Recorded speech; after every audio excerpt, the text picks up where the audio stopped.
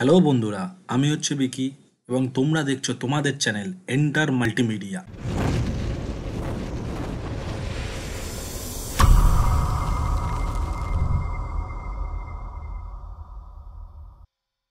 তো আজকে আমি তোমাদেরকে যেই সফটওয়্যারটা শেখাবো সেটা হচ্ছে ইলাস্ট্রেটরের একদম বেসিক থেকে। তো এটা হচ্ছে তোমাদের ফার্স্ট চ্যাপ্টার 1, ঠিক আছে? তো এই ইলাস্ট্রেটরের বেসিকে যেটা থাকে সেটা হচ্ছে ইলাস্ট্রেটরের ইন্টারফেস মানে ইলাস্ট্রেটরকে কেমন দেখতে, ঠিক আছে, কোনটাকে কি বলে সেই জিনিসগুলো তোমাদেরকে আমি বলবো। আমি কি করব, প্রতিটা পার্ট বাই পার্ট এক একটা ভিডিও এপিসোডে আমি তোমাদেরকে প্রতিটা জিনিস ধরে ধরে ধরে ধরে দেখাবো এবং ইন্ডাস্ট্রিতে যে প্র্যাকটিক্যাল কি কি চলে কি কি চলে না, কিভাবে তুমি কালার ইনপুট করবে, কোন ডিজাইনস ক্লায়েন্ট খায়, ঠিক আছে, সেই প্রতিটা জিনিসকে আমি তোমাদেরকে ধরে ধরে শেখাবো। সো বন্ধুরা, তাহলে যাওয়া যাক অ্যাডোব ইলাস্ট্রেটরের দিকে।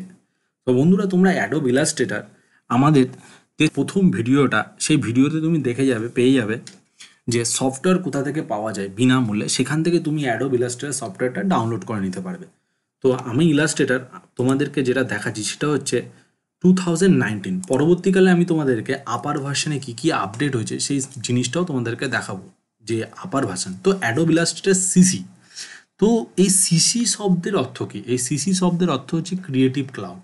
এই সিসির আগে ছিল CS6, মানে CS6, CS7, CS5, CS3, এরকম বিভিন্ন ভেরিয়েশন বা বিভিন্ন ভ্যারাইটির আপডেট হয়েছে, ঠিক আছে? তো এই CS6 এর ফুল ফর্ম হচ্ছে ক্রিয়েটিভ সুইট। ওকে, তো এটা হচ্ছে অ্যাডোব ইলাস্ট্রেটরের ইন্টারফেস, যেটা তোমরা দেখছো। ওকে, তো এই ইন্টারফেসের মধ্যে দেখো এখানে একটা জিনিস আছে, এখানে হোম আছে, এখানে file, edit, object type, select, effect, view, window, help আছে। তো এই যে create new and open, create new হচ্ছে কি কোনো পেজ বা কোনো কিছুকে আমি নতুন করে ক্রিয়েট করছি বা তৈরি করছি। আর ওপেন মানে হচ্ছে কোনো জিনিসকে যদি আমি সেভ করে আগে থেকে রেখে দিই, সেটাকে নতুন করে ওপেন করা। আর এটা যে রিসেন্ট বা লাস্ট ওপেন্ড, এই যে জিনিসগুলো দেখছো এগুলো হচ্ছে লাস্ট এত রকমের পেজ ওপেন করা হয়েছে, ঠিক আছে? তো আমি ক্রিয়েট নিউতে যেই মুহূর্তে ক্লিক করলাম, ঠিক আছে, ক্রিয়েট নিউতে ক্লিক করার পর ভালোভাবে দেখছো এখানে দেখো recent, saved, mobile, web, print, film and video, art and illustration. তো তুমি সিম্পলভাবে বোঝাই যাচ্ছে যে mobile, web, print, film and video, art, এতগুলো ক্যাটাগরিজ রয়েছে, মানে এতগুলো ডিপার্টমেন্টে কাজ করা যায়, ঠিক আছে? যেহেতু গ্রাফিক্স বেসিক্যালি একটা প্রিন্ট মিডিয়া, তো আমরা সবসময় প্রিন্টে কাজ করব, ঠিক আছে? আরেকটা বন্ধু যেটা বলছি যে দেখো তোমরা এখানে A4, post card, web large, ঠিক আছে, আইফোন এক্স, HDTV, এখান থেকেও তুমি কোনো কিছুকে ডাইরেক্টলি তুমি ক্রিয়েট করতে পারো। ওকে, দেখো এখান থেকে তুমি ডাইরেক্টলি ক্রিয়েট করতে পারো। তো আমি এখানে কিছু না করে আমি ডাইরেক্টলি বন্ধ করে আবার নতুন থেকে চালু করছি, ঠিক আছে? দেখা যাক।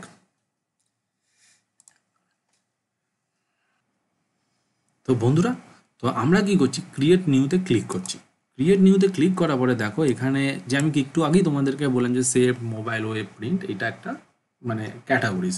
তো এই প্রতিটা ক্যাটাগরির মধ্যে যে রিসেন্ট মানে হচ্ছে এই যে এতগুলো সাইজের পেজ আমি ইউজ করেছি।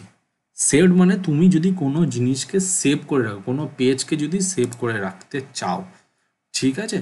তো আর মোবাইল আছে, মোবাইলে যেই ধরনের মোবাইলে মনে করো মোবাইলে UI UX ডিজাইনস যদি কোনো মোবাইলের কাজ করে থাকো, সেইগুলো মোবাইল ডিপার্টমেন্টে যাবে। ওয়েব রিলেটেড ওয়েব পেজের জন্য তুমি UI UX যেই ধরনের কাজ করে থাকো সেগুলো। আর প্রিন্ট মিডিয়া, প্রিন্টের জন্য। ওকে, তো আমি কী করি, সবসময় A4 পেজ নেবো। A4 পেজ নেওয়ার পরে দেখো এখানে দেখা যাচ্ছে প্রিসেট ডিটেলসে আমি সবসময় একটা নাম দেবো। নাম দেওয়ার কারণ হচ্ছে এটাই যে কম্পিউটার বা সফটওয়্যার ও জানে না ও কী পেজ নিচ্ছে, ঠিক আছে?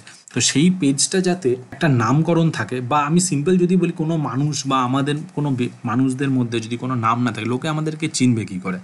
তো সেই নামটা যাতে চেনা যায় ইলাস্ট্রেটরও, সেমনি জিনিসটায় সফটওয়্যারটা যাতে চিনতে পারে পেজটাকে, তার জন্য এখানে একটা নাম দেওয়া হচ্ছে। তো আমি এখানে একটা নাম দিচ্ছি, নাম দিলাম মনে করে সাপোজ বিকি, BICKY, বিকি।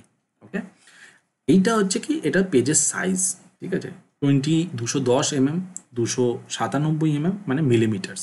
সবসময় জানবে, ঠিক আছে, ইলাস্ট্রেটার সবসময় ইঞ্চিসে কনভার্ট হয়। ইলাস্ট্রেটারে যাই ডিজাইনস হয় না কেন সব ইঞ্চিসে কনভার্ট হয়। এই যে মিলিমিটার্স বলো বা পয়েন্টস বলো বা পিক্সেলস বলো, এটাকে বলা হয় টোটাল সেকশনটাকে বলা হয় ইউনিটস। তো আমি কি করছি, ইঞ্চিসে কনভার্ট করলাম। ইঞ্চিসে কনভার্ট করার পরে ওরিয়েন্টেশন মানে হচ্ছে, দেখো ওরিয়েন্টেশন পেপারটাকে কোন দিকে ব্যাকাবে, মানে হরিজেন্টাল, এই যে হরিজেন্টাল বা ভার্টিক্যাল, বা এটাকে বলা হয় পোর্ট্রেট মোড, বা এটাকে বলা হয় ল্যান্ডস্কেপ মোড। পোর্ট্রেট মোড মানে যে তুমি একটা পেজকে যদি লম্বা করে নাও তাহলে এটাকে পোর্ট্রেট মোড বলা হয়, আর যদি তুমি একটা পেজকে চওড়া করে নাও তাকে বলা হয় ল্যান্ডস্কেপ মোড। এটাকে বলা হয় আর্টবোর্ড। আর্টবোর্ড কী করে বলে, এই আর্টবোর্ডটা কী জিনিস আমি পরে বোঝাবো, ব্লিড জিনিসটাও আমি পরে বোঝাবো, এবং অ্যাডভান্স অপশানস যেটা যদি বলি, তো এখানেও দেখো অ্যাডভান্স অপশন আছে colour modes. Colour modes RGB বা CMYK। তো RGB কী জিনিস আর CMYK কী জিনিস, এই দুটো জিনিসের জন্য আমি তোমাদেরকে আলাদা একটা ভিডিও আনবো, ঠিক আছে? তো ওইখানে খুব ডিটেলসভাবে থাকবে, খুব বিস্তারিতভাবে থাকবে RGB কী জিনিস অ্যান্ড CMYK কী জিনিস। তো তোমরা ওই ভিডিওটা দেখলে জিনিসটা তুমি ক্লিয়ার হয়ে যাবে তোমাদের। ঠিক আছে, রেজুলেশন কী জিনিস সেটাও তুমি ওই আগে ভিডিওতে থাকবে, ঠিক আছে? তো আমরা কোনো দেরি না করে আমরা জাস্ট ওকে করি, ক্রিয়েট করি।